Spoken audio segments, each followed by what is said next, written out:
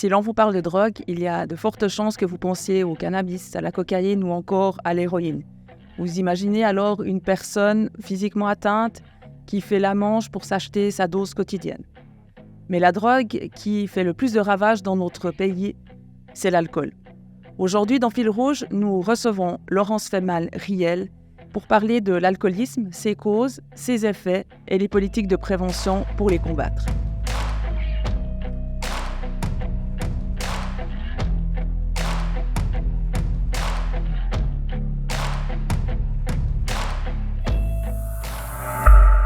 Bonjour Laurence, bienvenue dans ce Fil Rouge. Je suis très heureuse de t'accueillir pour cet épisode sur l'alcoolisme. Donc Laurence, tu es conseillère nationale du canton de Genève et tu es fortement engagée dans les associations des domaines des addictions. Pourrais-tu nous expliquer d'où vient en fait cet engagement sur cette thématique? Alors bonjour Valérie, merci beaucoup pour cette invitation. Ça me fait vraiment chaud au cœur de pouvoir parler un peu de ces problématiques qui m'occupent depuis bien des années. C'est vrai que j'ai été engagée pendant une trentaine d'années, alors professionnellement, dans une association subventionnée par l'État de Genève, qui était la FECPA, pour s'occuper des problèmes de prévention des problèmes d'alcool, puis par la suite de cannabis. Alors c'était un engagement professionnel, mais qui effectivement a évolué, puisqu'au départ on pensait à alcoolisme, et puis finalement, bien sûr qu'il faut continuer à soutenir les personnes qui sont dépendantes de l'alcool, essayer de les orienter, de dépister, etc. Mais on s'est aussi beaucoup orienté vers l'alcool, la consommation d'alcool comme un problème de santé publique qui concerne évidemment le collectif. Et on verra par la suite, je pense, de l'entretien que c'est une véritable problématique en Suisse. Puis par la suite, évidemment, quand j'ai été engagée, élue, disons, au Conseil national, eh bien, j'ai un peu essayé de relayer ces préoccupations et puis notamment élargi à la question du tabagisme, puisque maintenant je suis présidente de l'Association suisse pour la prévention du tabagisme. Donc, c'est une question qui me préoccupe beaucoup. C'est vrai que contrairement aux autres drogues qui sont souvent dépeintes comme un fléau pour la société, l'alcool, elle est ancrée dans nos mœurs. On estime aujourd'hui à 85% en fait, des personnes âgées de 15 ans et plus qui consomment régulièrement de l'alcool, mais cette consommation a des effets en effet dévastateurs. On le voit d'après certaines statistiques, notamment en 2007, 250 000 personnes étaient déclarées dépendantes à l'alcool et plus récemment, en 2017, 1550 décès en Suisse étaient liés à l'alcool. Comment aujourd'hui on peut expliquer en fait les différences qu'il y a de traitement entre l'alcool et puis les autres drogues? Alors évidemment, l'alcool existe depuis très longtemps dans nos sociétés. On est très associés et puis sur le plan culturel, on est très proche de cette substance puisqu'en fait, il y a différentes formes d'alcool. Et puis bien sûr, on sait qu'en Suisse, eh bien, nous sommes très attachés à la culture du vin. Je crois qu'il y a pratiquement dans chaque canton une culture vitivinicole, bien sûr, peut-être plus en Suisse romande qu'en Suisse alémanique, mais donc ça veut dire que c'est une forte présence. Bien sûr, il y a aussi les autres formes d'alcool, la bière et les alcools forts. Tout ça fait que c'est très ancré culturellement. Et du fait que c'est associé à notre quotidien, presque à notre alimentation, bien que ça ne soit pas vraiment une denrée alimentaire, eh bien, il y a une forme de déni sur la problématique que représente l'alcool et les conséquences. Alors, il y a effectivement dans l'alcool ce qui est un peu plus subtil et plus compliqué par rapport à d'autres substances comme le tabac, où on dit que la première cigarette est mauvaise pour la santé, mais l'alcool, il a un effet positif de lien social, de sociabilité, etc. Et puis, il y a la face négative qui sont évidemment l'alcoolisme, la dépendance dans sa phase la plus extrême, mais tout ce dont on n'est pas vraiment conscient, ce sont les problèmes liés à l'ivresse ponctuelle qui créent effectivement des conséquences graves, par exemple des actes de violence, par exemple les accidents de la route qui peuvent être aussi fatals, donc tout ça, et puis aussi la consommation précoce, notamment chez les jeunes, qui fait que quand on prend des habitudes de consommation, on a tendance à les reporter ensuite quand on est adulte, et que ce sont des habitudes qu'il faudrait effectivement se dire que l'alcool n'est pas un produit ordinaire et qu'on ne doit pas, même si on sait que le vin est cultivé avec beaucoup, le raisin et puis la vinification s'est beaucoup améliorée, etc. le côté positif parfois l'emporte sur les risques. Et donc, ce qui en fait un problème social et un problème de santé publique en Suisse.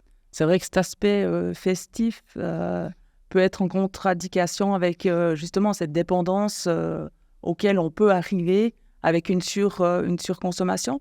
Est-ce que tu as observé dans ton travail, ou lors de ton activité politique, une évolution de cet alcoolisme en Suisse ces dernières années? Est-ce qu'il s'est aggravé?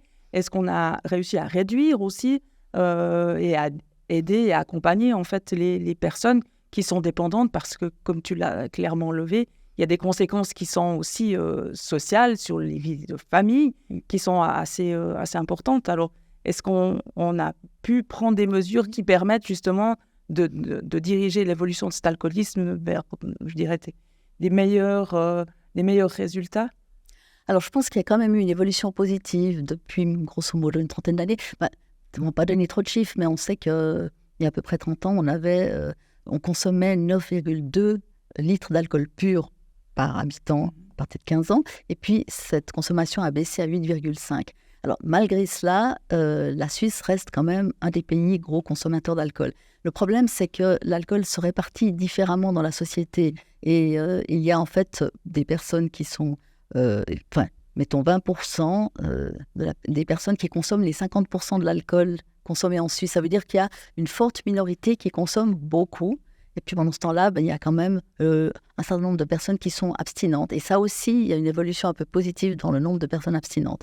Ce qu'il faudrait faire, c'est qu'effectivement, c'est d'essayer de retarder l'âge des premières consommations. Parce que là, on observe quand même chez les jeunes de 14-15 ans des consommations précoces. Alors bien sûr, ce n'est pas la majorité, mais quand on sait qu'il y a, d'après les chiffres, on ne va pas donner maintenant, mais qu'il y a quand même des consommations hebdomadaires, ou bien quand des jeunes de 15 ans ont tendance à avoir plusieurs types de consommation, même dans leur vie, ça veut dire qu'ils ont déjà cette habitude. Donc là, on doit faire un effort. Donc, grosso modo, il y a une évolution positive dans le sens d'une baisse dans la consommation générale, mais ça reste quand même préoccupant parce que chez les jeunes, il y a cette consommation précoce. Et puis, on observe aussi qu'il y a des personnes autour de 40-45 ans qui sont hospitalisées, dont la première cause est la question de l'alcool. Et ça, c'est à peu près 40% de ces personnes hospitalisées,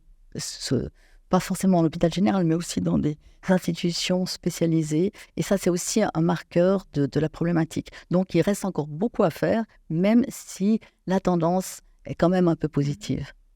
Alors, c'est vrai qu'on voit cette évolution positive de la consommation problématique de l'alcool, notamment en Suisse, comme tu l'as relevé. On a des chiffres assez clairs qui montrent, entre 1992 et 2017, une baisse, je dirais, de la consommation, notamment dans la tranche 25-55 ans. Par contre, chez les personnes d'un certain âge, on voit qu'il y a encore des taux, en fait, de consommation quotidienne qui sont importantes. Mais ce qui est réjouissant, c'est que durant cette période, on voit qu'on a réduit, on est passé de 20% à 10% de consommation quotidienne. Donc, je pense qu'on peut se réjouir. Maintenant, qu'est-ce qu'on observe? Est-ce que c'est le fait d'une évolution des mentalités, cette amélioration, cette évolution positive, ou est-ce que c'est le résultat notamment de politiques de prévention ou politiques plus restrictives par rapport à cette question de l'alcool, des politiques qui ont été mises en place pour justement apporter des solutions aux personnes qui seraient dépendantes? Alors, je crois que cette évolution positive, elle est peut-être le fait d'une sorte d'ambiance générale ou d'une conception un peu plus favorable à la santé. Et donc, du coup, on a fait quand même beaucoup d'informations sur beaucoup de thèmes. Et puis, les gens maintenant ont tendance à se préoccuper un peu plus de leur santé. Alors, quand on se préoccupe de sa santé en général, on essaie aussi de voir qu'est-ce qu'on fait, est-ce qu'on fume trop, est-ce qu'on consomme trop d'alcool. Donc, ça bénéficie de cet impact-là. Maintenant, je pense qu'il y a quand même des politiques de prévention qui ont été menées au niveau des cantons, qui sont intéressantes et qui ont produit leurs effets. Alors, il y a aussi des programmes de prévention dites comportementales où on essaie de sensibiliser des segments de la population sur ces questions-là. Alors, peut-être 2 exemples. Notamment à Genève, on avait mis en place une sorte de site et Internet pour sensibiliser les parents. Ça s'appelait Mon ado et l'alcool, c'est-à-dire qu'on avait observé vraiment une forte augmentation ponctuelle de ces consommations chez les jeunes. Donc, on s'est dit, mais finalement, ça commence aussi par la famille.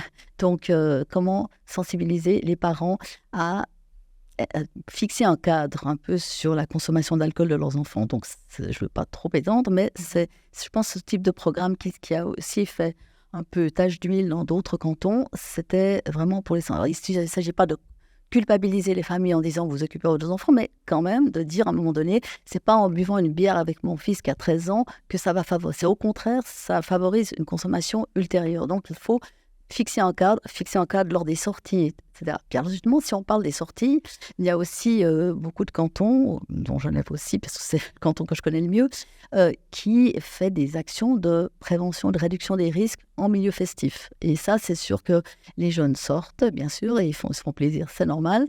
Par contre, il s'agit de leur dire, si vous avez décidé de consommer, alors au moins ne prenez pas un véhicule ou ne montez pas dans un véhicule de quelqu'un qui a trop bu, etc. Attention, ou bien essayez de vous préoccuper des jeunes qui sont avec vous, de vos amis. S'il y en a un qui a l'air d'être mal, vous ne le laissez pas tomber, etc. Donc ça, c'est un peu des messages de réduction des risques, mais qui vont aussi dans le sens de dire attention à votre consommation. Donc, en fait, cet ensemble de programmes qui ont été surtout portés par les cantons, je pense, produit quand même ses effets. Maintenant, il y a aussi eu des mesures dites structurelles, c'est-à-dire ce qu'on appelle le régime de nuit, c'est-à-dire l'idée, c'est de diminuer l'accessibilité à l'alcool pour les jeunes en particulier. Et donc, ça va commencer par Genève. Le canton de Vaud a mis ça en place, c'est-à-dire on ne vend plus d'alcool à partir de 21h. Vous savez qu'il y a ces petits magasins dits dépanneurs qui fonctionnent jusqu'à 2h du matin. Et alors, c'est une interdiction de vendre de l'alcool au-delà d'une certaine heure, jusqu'à 7h du matin. La même chose dans les stations-service, interdiction de vendre. Alors ça, c'est seulement certains cantons.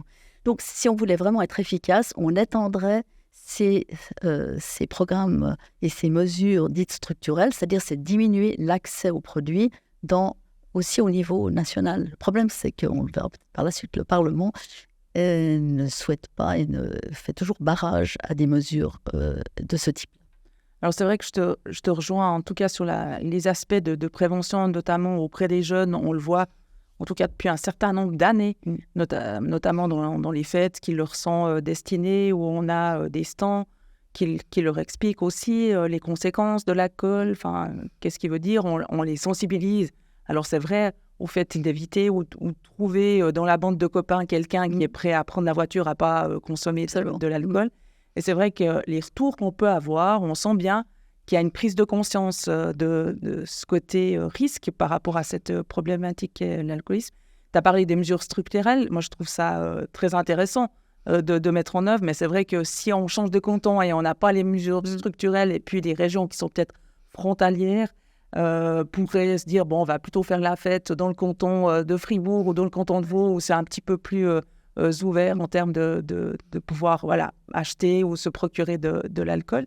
Est-ce que justement, toi, au niveau parlementaire, est-ce qu'aujourd'hui, il y a des interventions parce qu'on parle de prévention dans les cantons, mais est-ce qu'au niveau national, il y a des campagnes qui sont aussi menées au niveau de la prévention et les discussions qui ont eu lieu pour justement peut-être cadrer la vente d'alcool, notamment chez les jeunes. Comment tu sens un peu les choses au niveau parlementaire ?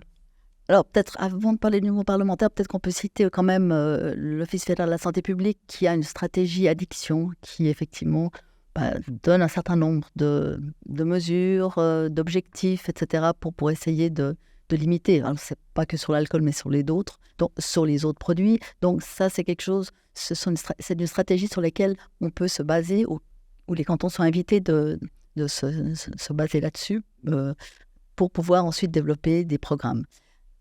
Bien, on aimerait aussi que cette stratégie arrive un peu plus aussi au niveau des parlementaires pour justement essayer de mettre en place peut-être des lois qui soient plus restrictives. Alors, il y a malheureusement au niveau du Parlement, je crois que c'est assez bouché pour l'instant. On verra alors la prochaine législature s'il y a une plus grande ouverture. Mais je ne sais pas si tu te souviens qu'en en 2019, eh bien, on a rétabli la vente d'alcool sur les magasins des aires d'autoroute, les restoroutes. Ça, c'est une mesure en fait que la population, finalement, pour laquelle elle n'était pas pour, mais le Parlement a voulu l'introduire sur la pression des lobbies des vitivinicoles, en l'occurrence.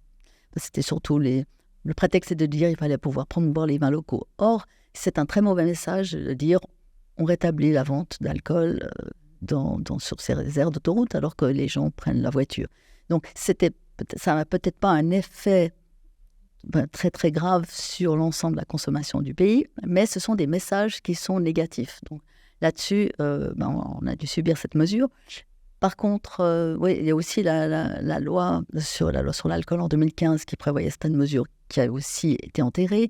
Donc en fait, il y a aussi quelques motions que j'avais notamment déposées sur la question pour limiter la publicité. Alors ça, c'est aussi un autre aspect qui est très important, c'est-à-dire qu'on s'aperçoit que les jeunes, notamment, sont beaucoup plus exposés au marketing de l'alcool qu'aux messages de prévention. Vous voyez tout le temps des grandes surfaces qui font des promotions pour la bière, pour le vin moins cher, etc. Et ça, c'est effectivement, à la fin, ça rentre quand même dans la tête des gens et ça induit quand même un risque de consommation. Donc là-dessus, franchement, on a de la peine à faire passer les choses. Donc je pense qu'il faut continuer à entretenir le débat en espérant qu'enfin le Parlement soit moins en décalage avec la population. Parce qu'actuellement, les sondages montrent que la population est prête à voir justement diminuer le marketing pour l'alcool. On l'a vu pour le tabac, l'initiative Enfants sans tabac a passé. Je pense que ça pourrait être la même chose pour l'alcool. Donc là, on s'aperçoit qu'on a un Parlement, enfin la majorité du Parlement, qui est soumis au lobby et qui est complètement en décalage avec la population actuellement. Et puis les risques que engendrent les problèmes d'alcool. Mmh. En tout cas, merci beaucoup Laurence pour ces différentes analyses. C'est les propositions aussi que tu fais au Parlement. On voit qu'on a encore beaucoup à faire au Parlement sur cette thématique. Je crois que tu l'as très bien dit, notamment la puissance des lobbies et la majorité de droite qui les écoute et qui met en œuvre en fait les demandes. Moi, je te remercie pour ton engagement pour aider les personnes et puis proposer des mesures.